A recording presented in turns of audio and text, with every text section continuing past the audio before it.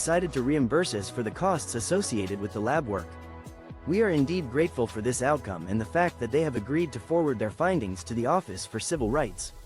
On a separate note, our first child is due to arrive on Tuesday.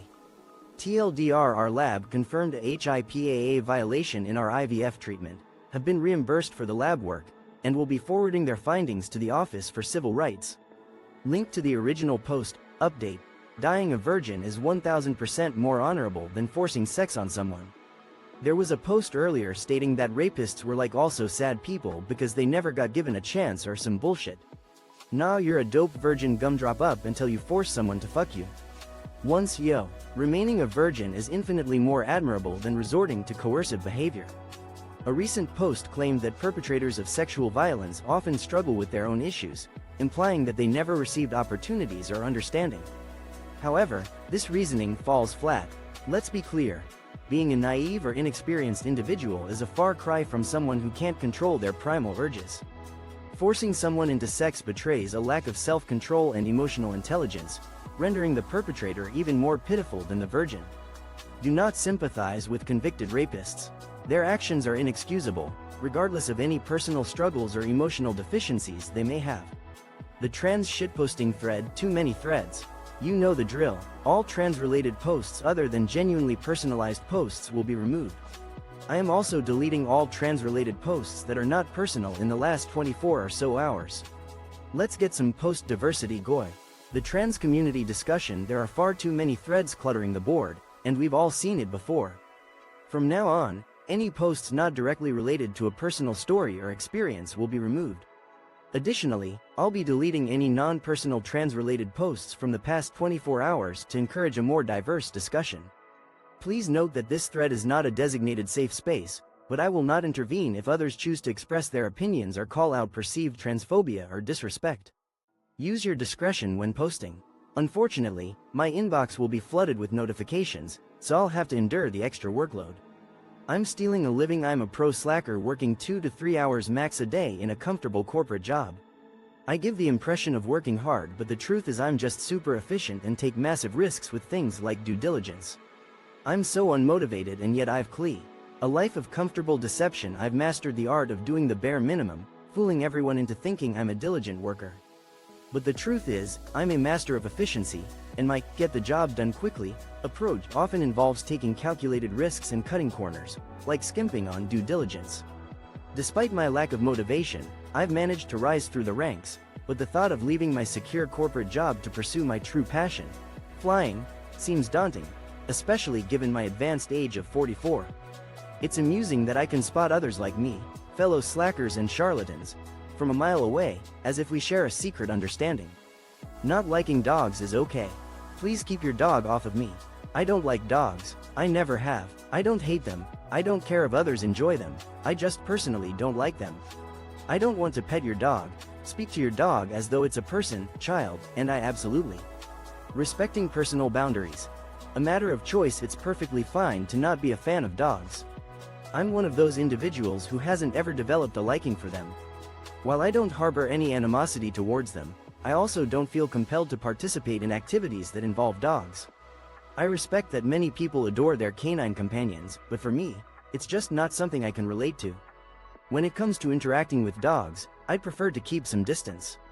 This means I wouldn't want to pet your dog, engage in conversations with it as if it were human, or tolerate it jumping all over me. These actions feel intrusive and uncomfortable. It's not about being mean or heartless. It's simply a matter of personal preference. The notion that I should be forced to interact with dogs or be seen as a villain for not wanting to do so is unfounded and misguided. If your kid doesn't feel comfortable with the photo or video you put online, fucking take it down. This is the reason I have such horrible anxiety, stage fright, and am insecure. My whole life my mom has posted embarrassing shit on Facebook and refuses to take it down even when your child expresses discomfort with the content you post online, it's crucial to respect their feelings and take immediate action. A recurring pattern of anxiety, stage fright, and self-doubt has plagued me for a long time. The primary cause of this is my mother's persistent posting of embarrassing photographs and videos on social media, despite my repeated requests for her to remove them. It's essential to heed the words of your child. TLDR. Listen to your kids when they express discomfort with online content. I purposely damaged food packaging at work. I work at a large retail chain, and we were purging the whole grocery section in the stockroom. This included getting rid of things that weren't sold there anymore, was expired, or otherwise unsellable. As long as it was still safe to eat. A covert operation at the store. I'm a stockroom employee at a prominent retail chain, tasked with clearing out the entire grocery section. This process involves eliminating items that have fallen out of rotation, past their expiration dates, or simply not meeting our sales standards. As long as these items remain safe for consumption, we redirect them to a local food bank for distribution. Upon reaching the upper shelves, I would sometimes mishandle pallets of food products, causing them to fall and crush their packaging. As a result, these items are rendered unsuitable for the sales floor and subsequently donated. The risk of discovery by management is a significant concern, as it could lead to my termination. If a 6-foot-tall kid shows up at your door trick or treating, give them the candy and let them be a child for one more night. If a kid shows up trick or treating, please just give them candy. Don't ask, "Aren't you too old for this?" They are trying to hold on to child. For one magical night, let a child be a child. If a towering 6-year-old or even a teenager in costume arrives at your doorstep, don't question their intentions or their age. Instead, hand them a treat and watch them smile. When a young person comes trick or treating, it's essential to remember that it's their choice to participate in this festive activity. Refrain from commenting on their height or age, and simply offer them a piece of candy as a gesture of kindness. I vividly recall an incident where a woman made a harsh remark to my then 9-year-old daughter. Her early growth spurt had left her standing at an unusually tall height for her age, and the woman's comment abruptly ended the fun of Halloween for her. It was a sad reminder that, in our society, children are often pushed to grow up too quickly, and experiences like trick or treating are taken away from them sooner than they should be. TLDR. Treat kids with kindness and let them enjoy Halloween, regardless of their age or height. Edit. This message is not intended to shame or lecture those who have unintentionally made similar comments in the past. Rather, it serves as a reminder to be more considerate and understanding of the experiences of children. Revenge on bratty kids. Yesterday my kids, 6, 4, and 2, were being terrible, mainly because they were stuck inside all day. Screaming, fighting, and just generally not pleasant to be around. I tried to distract them with games, puzzles, and coloring, but nothing seemed to get th. A day spent cooped up indoors with my trio of tiny tornadoes, 6, 4, and 2 years old, was quickly descending into chaos. The cries, the arguments, and the overall sense of pandemonium made the environment unbearable. I attempted to divert their attention with games, puzzles, and coloring sheets, but nothing seemed to be effective in lifting their moods. By dinner time, my patience was wearing thin, and I desperately needed a moment to myself to recharge. I spotted my window of opportunity, a fleeting moment of peace that eluded me daily, and seized it by acting quickly. In the kitchen, I found the perfect means to reclaim my sanity. TLDR. Desperate for a moment's peace, a parent resorts to a clever yet humorous tactic to regain control and sanity amidst a chaotic day with misbehaving children. Boss called me a good girl, and I think it unlocked a kink I'm ashamed to have. I respect my boss, and yesterday morning before I left work I let him know of something that occurred that resulted in immediate action and was handled with no issues. He said, "Wow, what a go." When my boss expressed praise, calling me a good girl, it unexpectedly stirred up a hidden attraction that I'm hesitant to acknowledge. I hold my boss in high esteem, and yesterday morning, I informed him about a situation that required prompt attention and was resolved without any complications. His response was, "Wow, what a good girl," and hearing those words ignited a strong, intense desire within me, one that I'm not proud of and hope doesn't resurface. Edit. Please refrain from messaging me, calling me a good girl, and inquiring about my work environment. My intentions remain professional and I don't plan on pursuing anything with my boss. Holiday sweaters. So our office, manager, decided we would all wear tacky Xmas sweaters to work today. Our office is understaffed and super busy. I asked if I could opt out and was given the usual guilt trip about team player, morale, etc. I found an old sweater and sewed a office holiday festivities. Our workplace management, led by our manager, decided to introduce a unique holiday tradition, mandatory tacky Christmas sweater days. Working with a skeleton staff and managing a heavy workload made this decision particularly ill-timed. I politely requested an exemption but was met with the usual reminders about being a team player and boosting office morale. Feeling constrained by this decision, I decided to add my own twist to the event. I rummaged through my old clothes and sewed a collection of small bells onto a sweater. Unfortunately, my coworkers were not amused, and many asked me to remove it. To make matters worse, I had forgotten to wear an undershirt under the bell-adorned sweater. Every time I pick up my phone, the sound of sleigh bells echoes through the office, making it seem as though reindeer are running wild.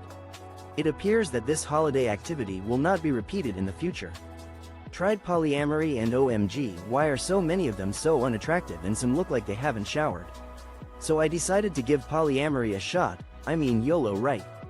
And I gotta say, more doesn't mean better. It's not about quantity. While the experience has taught me to better see my experiment with polyamory, a mixed bag I must admit, my foray into polyamory was an eye-opening experience. However, I found myself frequently disillusioned by the appearance of some of the individuals involved. Many seemed to lack basic hygiene, which made for an uncomfortable encounter. Initially, I thought I'd give polyamory a shot, embracing the idea that quality shouldn't be sacrificed for quantity. But as time passed, I realized that it's not the number of partners that matters, it's the quality of the connections we make. Through this experience, I've learned the importance of clear communication in relationships, which has been a valuable takeaway. Nevertheless, my interactions with the polyamory community left a sour taste in my mouth. I noticed a disturbing trend of gaslighting and manipulative behavior, which made me question the true nature of this community. I want to address those who may be wondering why many people are critical of polyamory. In my opinion, the way the community presents itself can be quite off-putting. A more polished image and a greater emphasis on personal responsibility would go a long way in addressing these concerns.